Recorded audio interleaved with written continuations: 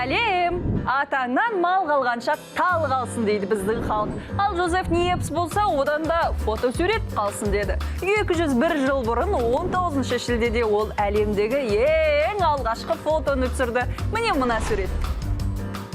Тоқтаңызшы, ол біздің ата-бабамызды түсіріп алған ба?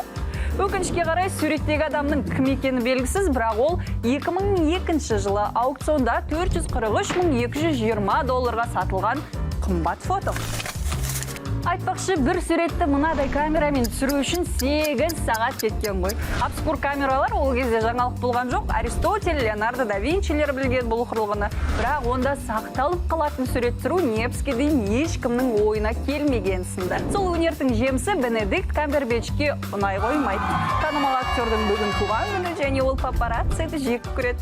Bir күні ол үйінің жанында тұрған фототыншыларға барып Египетті түсіріңдер, әлемге шынымен маңызды дүниені көрсетіңдер деген жазуды алып шығады.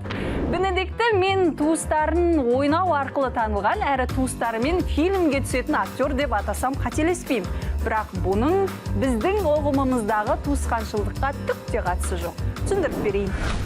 Актерге атақ даңқты үйіп төккен Шерлок Холмс образы ғой. Ал оның авторы Артур Конан Дойл Камбербэтчтің алыс туысы болып шықты. Имитация ойынындағы математик Алан Тьюрингтің де Бенедиктпен қаны бір екен. Бұл зерттеушілердің анықтап жүргені ғой, әйтпесе Камбербэтч қайбір жеті атасын жаттап жүрдейсіз. Шерлок Холмс детективті драмасындағы Шерлоктың ата-анасы Бенедиктің өз әкесі мен шешесі. Қандай текті адам, е? Тектілік демекші 27 жылға кері шегінейік. Дәл осы күні Атлантадағы Олимпиада ойындары басталып еді.